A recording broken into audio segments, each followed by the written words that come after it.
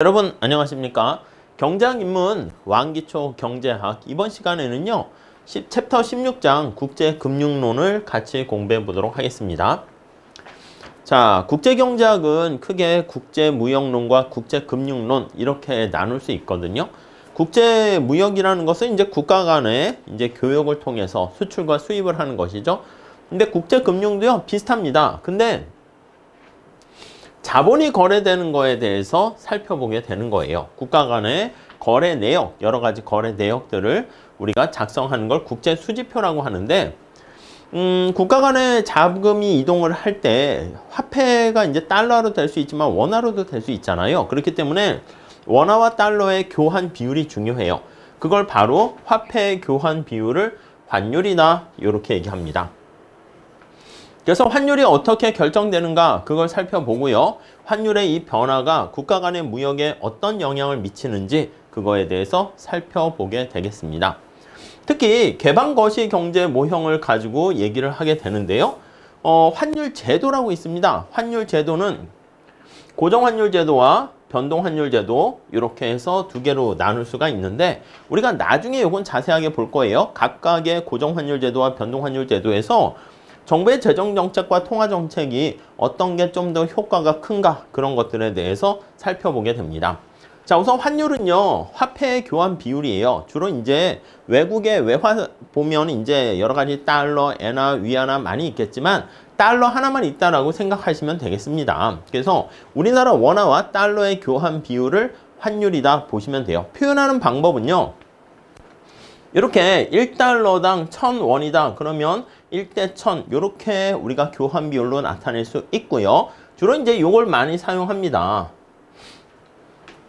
근데 원화를 기준으로 해가지고요. 여기 나와 있는 거죠. 환율을 뭐 1원은 1000분의 1달러 이렇게도 할 수 있거든. 근데 두 개 다 하면 복잡하잖아요. 그래서 우리는 이걸로 할게요. 그래서 여기 나와 있는 것처럼 달러로 나눠줘서 1달러당 1000원 요걸 바로 화폐 교환 비율인 환율 이렇게 보시면 되겠어요. 그래서 만약에 1달러를 얻기 위해서 1000원이었었는데 이게 가격이 1500원이 되었다라고 할게요. 그럼 1달러를 얻기 위해서 이렇게 1500원 이렇게 쓸 수 있겠죠. 이게 이제 원달러 환율이라고 표현을 하는데 이게 바로 환율 표현하는데 1달러가 1000원에서 1500원이 되게 되면은 이게 비싸지는 거야. 환율이 상승한다 이렇게 얘기합니다. 그래서 환율이 1달러 얻는데 1000원에서 1500원 냈다 그러면 달러의 가격이 비싸지는 거잖아요. 결국 이렇게 보시면 돼. 환율은 머릿속에 넣어두세요. 달러의 가격이다 이렇게 보시면 되겠습니다. 그래서 환율이 상승했다라고 하면은 달러의 가격이 상승이 되었고 1달러짜리 하는 물건을 구입할 때 옛날엔 1000원 주면 물건을 구입할 수 있는데 1500원을 줘야 구입할 수 있으니까 요거 문제 풀 때 중요합니다. 환율이 상승하게 되면 외국 상품의 가격이 상승했다 이렇게 정리를 하시면 되겠습니다. 오케이, 그 정도 봐주시고요. 그 다음에 환율의 개념은 알았습니다. 그럼 환율이 어떻게 결정되는가 그걸 살펴볼 텐데요. 두 가지 살펴볼 거예요. 하나는 구매력 평가설이 있고요. 다른 하나는 이자율 평가설이 있습니다. 자, 구매력 평가설이라는 것은요. PPP라고 표현을 합니다. 그래서 구매력이 같아져야 한다라는 것이고 일물일가의 법칙이다라는 거에 가정을 두고 얘기를 하게 됩니다. 어떤 하나의 상품은 모든 국가에서 동일한 가치를 갖게 되는 거랑 똑같은 것이죠. 그러니까 하나의 물건은 어디에 있든 가치가 하나로 딱 결정되는 것입니다. 자, 그렇기 때문에 여기 나와 있는 것처럼 이거랑 똑같아요.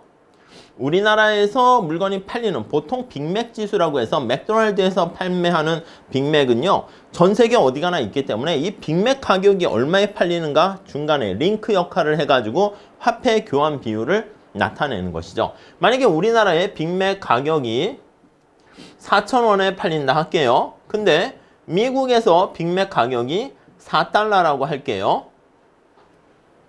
이해가시죠? 자, 그러면 4달러가 4,000원과 같은 가치를 갖게 되는 것이기 때문에 이게 바로 환율이야. 그래서 요거를 교환시켜주는 이렇게 밑으로 해서 4달러로 나눠주게 되면 1달러당 1,000원 이렇게 표현할 수 있겠죠. 그걸 바로 구매력 평가설이다 이렇게 얘기합니다. 자, 그거 말고요. IRP라고 해서요. 이자율 평가설이라고 또 있습니다. 구매력 평가설은요. 자본의 이동에 적용하는 그거 물건이 얼마에 팔리는가 그걸 얘기하는 것을 자본의 이동으로 적용을 해서 나타내는 겁니다. 그러니까 우리나라 이자율이 있고 해외 이자율이 있습니다. 아니, 국내랑 해외랑 이자율이 같아야 되지 않겠습니까? 왜요? 만약에 우리나라 금리 이자율이 5%인데 미국이 7%다. 그럼 여러분들이 돈이나 자금, 달러를 가지고 있으면 어디로 투자를 하겠습니까? 우리나라보다 미국으로 투자하겠죠. 이해 가시죠? 그렇기 때문에 그 두 개가 똑같아져야 되는데 이자율이. 근데 그냥 이자율이 똑같아진다 할 수 없고 이제 화폐가 교환되어야 되지 않겠습니까? 원화를 내가 가지고 있으면 달러로 바꿔야 되는데 그 바꾸는 거 환율의 변화율이 여기 들어가게 된다라고 보시면 되겠습니다. 그래서 국내 이자율은 해외 이자율에다가 환율 변화율만큼 더한 거랑 같아져야 되는. 그러니까 이제 이게 환율이라는 게 달러의 가치이기 때문에 달러의 가치가 있을 때 해외 이자율보다 국내 이자율이 높더라도 국내 이자율은 해외 이자율에다가 이만큼 환율 변화율까지 감안한 거랑 같게 된다. 이 공식으로 우리가 볼 수 있거든요. 나중에 자세하게 또 볼 겁니다. 오케이? 자, 그 다음에요. 화폐 환율과 관련해서요. 환율 제도에 대해서 볼 겁니다. 원화라는 화폐랑 달러라는 화폐가 교환되는 비율이 환율이라 말씀드렸는데 이 환율 제도가 고정환율 제도가 있고요. 변동환율 제도가 있습니다. 고정환율 제도는요. 두 국가 간의 화폐의 교환 비율을 나타내는 게 환율인데 그게 일정하게 고정되어 있는 거예요. 아니, 그러면 환율이 어떤 상황이 되더라도 이렇게 고정이 되어 있다라고 하면은 만약에 수출을 하거나 수입하거나 하는 사람도 환율이 안정적으로 정해져 있으니까 환율 변동으로 인한 위험 같은 것들은 사라질 수 있다. 이렇게 얘기를 할 수가 있겠네요. 오케이? 이해 가시겠죠? 그래서 환율을 유지하려는 과정에서 근데 외환 보유고의 문제가 발생할 수 있습니다. 살짝 아이디어만 말씀드릴게요. 자, 우리나라가 있고 화폐 교환 비율이라 할 수 있는 외환시장에서 원화와 달러가 있는데요. 여기 중앙은행이 이렇게 있죠. 근데 여러분 만약에 우리나라 경제가 좀 안 좋은 것 같아 가지고요. 달러가 밖으로 나간다고 할게요. 달러가 유출된다라고 한번 생각해 볼게요. 국제수지가 이거 BP라고 써요. Balance of Payment에서 국제수지가 적자가 되어서 요거는 나중에 보셔도 됩니다. 국제수지 적자로 인해서 달러가 밖으로 나가게 되면은 여러분 생각해 보세요. 달러의 양이 이렇게 줄어들지 않겠습니까? 줄어들지 않겠습니까? 이해 가시겠죠? 그럼 달러의 가치는 어떻게 올라간단 말이야. 자, 그러면 다시 정리하면 달러가 유출되면 달러의 가치인 환율은 어떻게 된다? 환율은 올라가게 되는 상황이 발생하게 됩니다. 달러가 희소하잖아. 달러가 부족하게 되는 거죠. 달러가 원화에 비해서 부족하게 됩니다.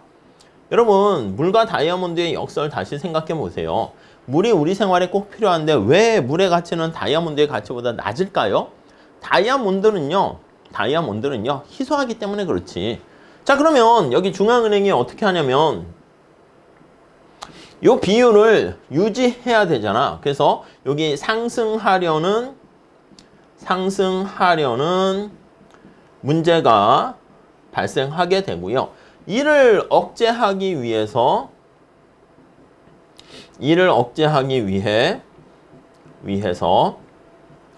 자, 중앙은행은 달러를 공급해야 됩니다. 달러를 공급해야 돼요. 달러 공급해야지 달러의 비율과 원화의 비율, 원화와 달러의 비율이 일정하게 유지되겠죠. 그렇죠? 그래서 달러를 공급해야 하는데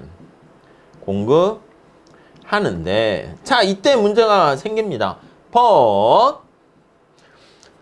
자, 국가 중앙은행이 가지고 있는 달러에 대한 양, 그걸 외환 보유고라 합니다.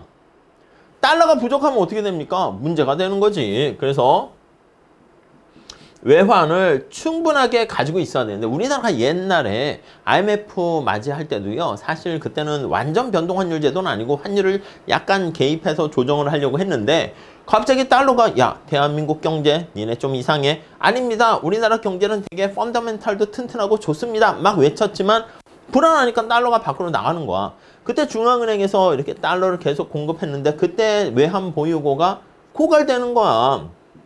그래가지고 이 외환 보유고가 충분해야 되는데 충분해야 하는데 만약에 부족하다라고 하면 어떻게 된다? 예, 문제가 발생합니다.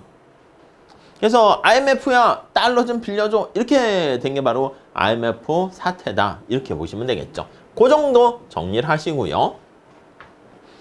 변동환율 제도는요. 달러의 수요와 공급에 의해 가지고요. 환율 자체가 변동합니다. 오르락 내리락 이렇게 된단 말이죠. 그러니까 환율의 조정 과정을 통해서 국제 수지는 항상 밸런스가 맞게 되고 균형이 되는 것을 알 수가 있겠죠. 그러면 이렇게 되면 어떻게 돼? 국제 수지 적자로 달러가 밖으로 유출되면요. 환율 올라가서 그냥 끝! 변동환율 제도에서는 환율 상승 이렇게 되고요. 시간이 지나면서 환율이 상승되면 우리나라 물건이 싸지고 미국 물건이 비싸지게 되니까 수출이 잘 되고 해서 다시 시간이 지나면 밸런스가 맞게 됩니다. 자, 그래서 정리를 다시 해보면 요즘은 변동환율 제도가 당연히 많고 고정환율 제도가 별로 없겠지. 그래서 변동환율 제도를 중심으로 보시면 될 것 같은데 변동환율 제도를 좀 제대로 보기 위해서는요. 고정환율 제도가 무엇인가 두 개를 비교해야지 좀 쉽게 알 수 있으니까 그런 의미에서 보통 각종 시험에서 고정환율 제도와 변동환율 제도를 비교하는 거 많이 출제가 되고 있습니다. 그래서 이 정도 정리를 하시면 되겠고요. 그리고 이제 환율 제도에 따라서 고정환율 제도와 변동환율 제도 하에서 거시경제 정책이 어떤 게 효과적인가 이런 것들을 얘기를 하는데 고재변금 아니면 고재변통 이렇게 보시면 돼요. 자, 왜 그런가는 기본 강의 때 좀 설명드릴 건데요. 고정환율 제도에서는 재정정책이 효과적이고요. 변동환율 제도에서는 통화정책이 효과적이다. 이렇게 정리를 하시면 되겠습니다. 오케이? 네, 이렇게 정리하시죠. 자, 이렇게 해서요. 우리 이번 시간에 화폐, 달러가 교환되는 그런 국제금융시장에 대해서 살펴봤고요. 먼저 환율의 개념에 대해서 여러분들께서 잘 정리해 주시고 그 다음에 환율 제도, 고정환율 제도와 변동환율 제도 네, 그 정도 정리하시면 될 것 같습니다. 자, 다음 시간에 또 이어서 하겠습니다. 감사합니다.